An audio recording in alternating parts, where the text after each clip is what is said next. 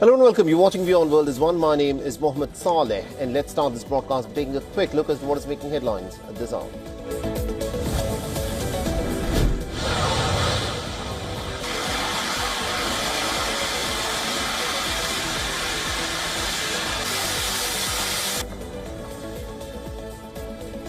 Russia pounds Ukraine with hundreds of drones and dozens of missiles in the fourth major attack this month. It targets the western cities, and Ukraine claims that at least about 2 people have been killed in Chernihiv on the border with Romania.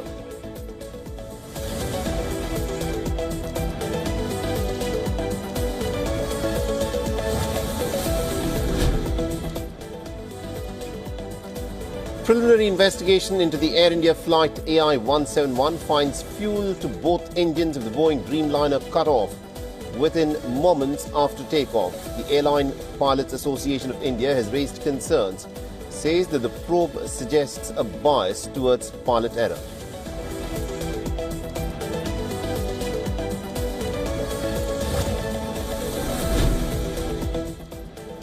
The American President Donald Trump slaps a 30% tariff on key U.S. trading partners, Mexico and the European Union, says both sets of duties will take effect on the 1st of August. In response, the EU chief warns of countermeasures.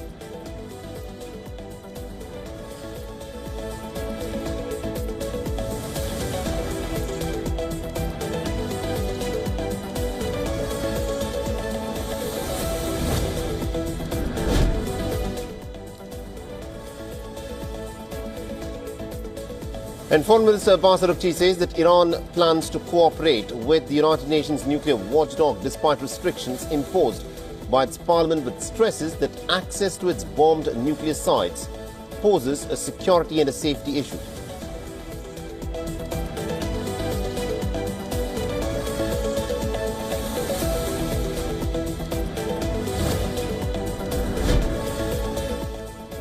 Reports say that Israel accepted a Qatari proposal for a 60-day ceasefire hostage release deal, but Hamas has rejected it. This comes as talks on ceasefire continue in Doha.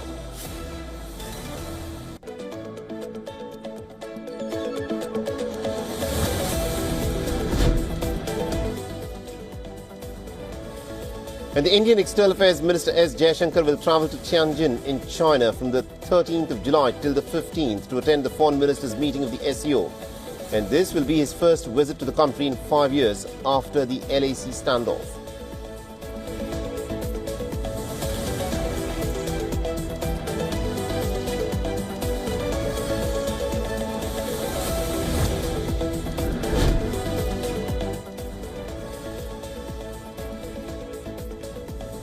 And Taiwan's military begins deploying one of its newest and most precise strike weapons, the HIMARS rockets. This ahead of a live-fire drills that are meant to showcase the island's determination to resist any Chinese invasion.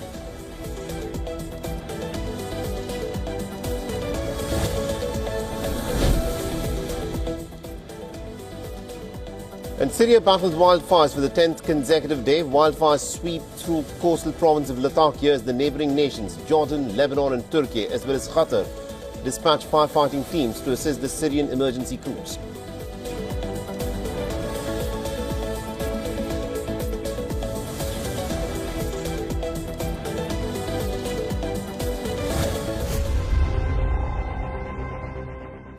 More than 1,500 earthquakes have rocked a small island region in Japan since June 24th, leaving residents exhausted and uncertain about what comes next.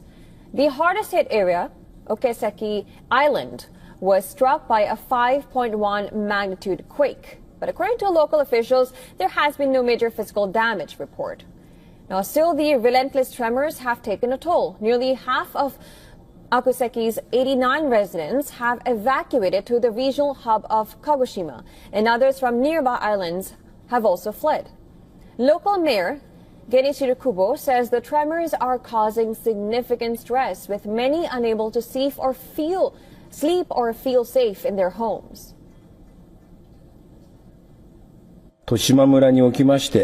Evacuations on a voluntary basis have been taking place. First on 4th of July, 13 people, followed by 6th July, 31 people left Akuseki Island, in total 44. As for Kodakara Island, 15 people were transported to Kagoshima on a ferry. Now, the weekend evacuation was part of the country's voluntary basis evacuation plan. One evacuee told that he was praying for the safety of those who decided to stay and for the earthquakes to stop soon.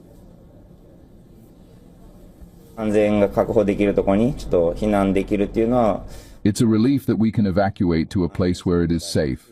I pray for the safety of those who decided to stay and also for the earthquakes to stop soon. And well, this isn't the first time the region has faced such turmoil. A similar episode occurred just last September when 346 quakes were recorded. Now, the recent waves of earthquakes in the region comes days after Japan braced for a massive quake predicted by a manga artist on the 5th of July, which later turned out to be a false alarm. Now, but the current swarm has also triggered a wave of misinformation, particularly online. Some foreign tourists have reportedly delayed travel to Japan, citing unfounded fears that a catastrophic quake is imminent. Fueling the panic was a viral manga comic reissued in 2021, which incorrectly predicted doomsday on July 5th. Well, Japan, of course, is no stranger to seismic activity. Sitting atop 4 tectonic plates in the Pacific Ring of Fire, the country experiences around 1,500 quakes every year, nearly 18% of the world's total. A series of earthquakes is ongoing just southwest of Guatemala's capital, and sadly, this has resulted in both fatalities and heavy damage to hundreds of structures. However, what made this sequence peculiar and why I received so many requests to analyze it by viewers is its exact location, centered right in the middle between 3 closely spaced volcanoes, 1 active and 2 dormant. So, is this damage actually caused by volcanic activity, and will it affect these volcanic complexes? Before I, as a geologist, answer this question, let's look at exactly what happened. At 3:11 p.m. local time on July 8, 2025, a light magnitude 4.8 earthquake struck, being felt by millions of people but not causing any severe damage. This was a strike-slip earthquake, but unbeknownst to anyone at the time, this peculiar event marked one of the select 5% of world earthquakes that seemingly closely precede a larger earthquake, a foreshock in other words. As a result, only 30 minutes later, a moderate magnitude 5.7 earthquake struck 1,300 meters to the south-southeast, and this event sadly was deadly.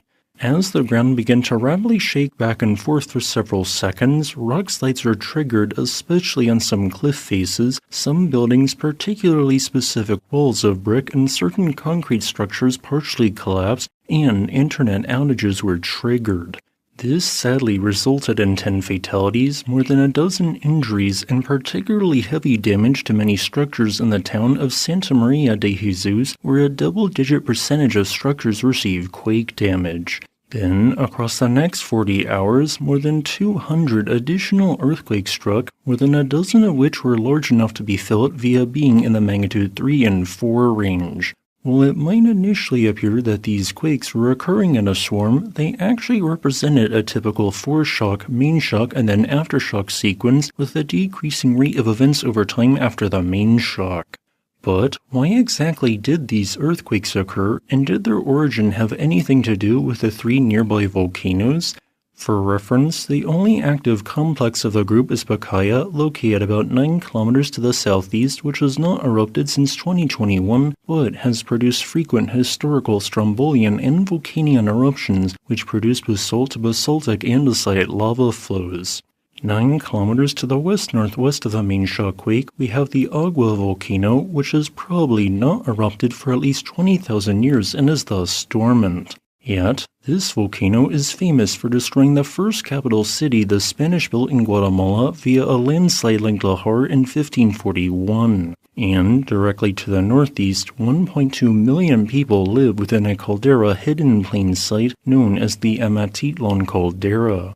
This caldera produced at least multiple sizable mid to high NVEI6 explosive eruptions between 100,000 and 200,000 years ago and last erupted 24,000 years ago.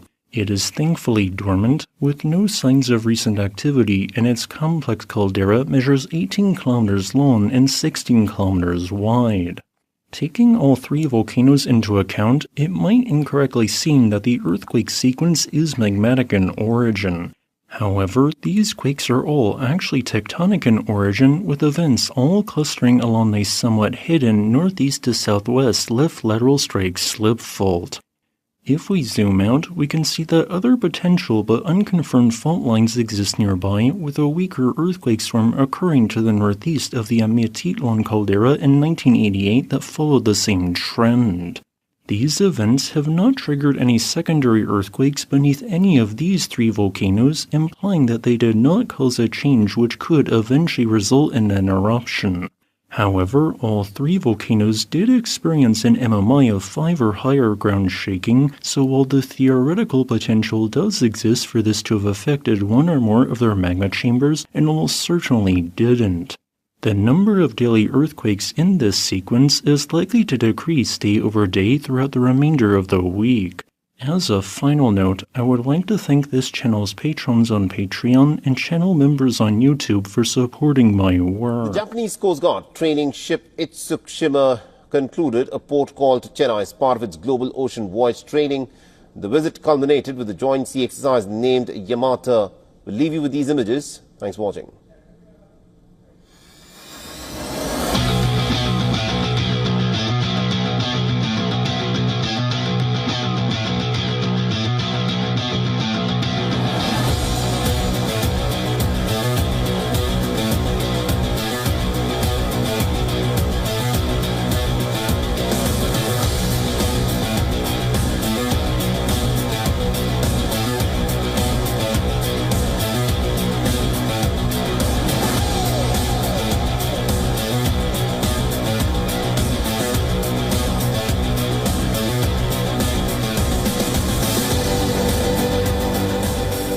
Taiwan has begun deploying one of its most advanced precision strike weapons, the US-made high-mobility artillery rocket system, also known as HIMARS.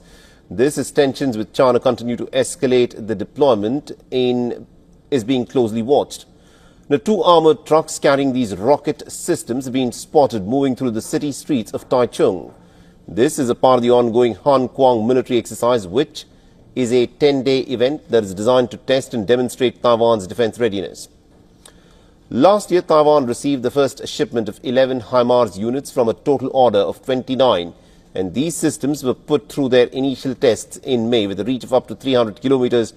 HIMARS gives Taiwan the ability to target locations across the Taiwanese Strait. And the system is light enough to be transported by the AC-130 aircraft even when loaded, and is operated by a 3-person crew. So as the drills enter into the 4th day, preparations are in fact underway for fire simulations and live fire exercises, which are scheduled for next week. And these upcoming activities will see increased participation from Air Force, aircraft and naval vessels. And earlier in the week, China's defense ministry had said the drills were nothing but a bluff, while its foreign ministry said that its opposition to the US-Taiwan military ties was consistent and very firm. Despite Beijing's objections, Taiwan's deployment of the HIMARS rocket system has captured the attention of the military analysts around the globe. Its deployment in these high-intensity exercises is expected to be closely monitored, particularly since HIMARS has played a prominent role in Ukraine's operations against the Russian forces. President Donald Trump says he will approve a new transfer of U.S. weapons to Ukraine as he increasingly expresses frustration with Russian President Vladimir Putin. Trump tells NBC News the U.S. will ship the weapons through its European allies in NATO, and that NATO will reimburse the U.S., quote, 100%. NATO has not responded publicly to Trump's plan. It's a reversal for the president, who has authorized no new arms shipments since he began his second term in January. Trump, who has often spoken of a friendly relationship with Putin, is displaying his ire with the Russian leader, who has rebuffed calls for a ceasefire. We get a lot of bullshit thrown at us by Putin for You Want to Know the Truth. It's very nice all the time, but it turns out to be meaningless. Trump's promise of new military aid comes after one of the most dangerous months of the war for Ukrainian civilians. The United Nations says Russian attacks killed 232 Ukrainians in June and wounded more than 1,300.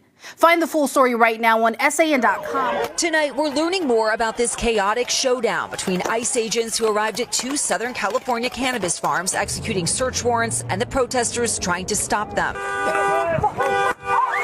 This boy now looking for his mom, who he says is 2 months pregnant and among those detained Thursday.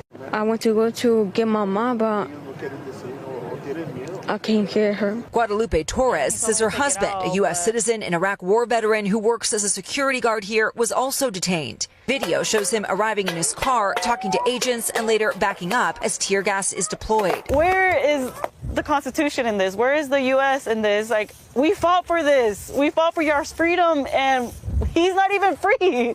ICE tonight telling us Torres' husband was among several U.S. citizens arrested for assault. Border Czar Tom Homan condemning the violence against ICE agents, including these protesters throwing rocks at them.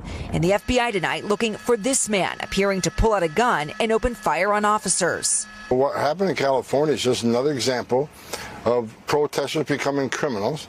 And they've been emboldened by even members of Congress who compare ICE to Nazis and racists and terrorists. This latest clash comes after 2 violent incidents in Texas. In Alvarado, police say attackers opened fire during a planned ambush on an ICE detention center, wounding an officer. And in McAllen, an armed man was killed after shooting at a border patrol station. Back here in California, DHS saying 200 undocumented workers were arrested and at least 10 migrant children, some as young as 14, were found working there. This marijuana plantation is a clear-cut example of labor trafficking and child trafficking, which are heinous crimes. But immigrant advocates slamming President Trump's deportation efforts. What is the mood right now in this community? There's a lot of concern and a lot of fears to have the tear gas against civilians. The cruelty is the point. And the farm tonight says they've complied with search warrants. Meanwhile, the Farm Workers Union says one worker here has now died after injuries sustained from falling during the raid. Tom.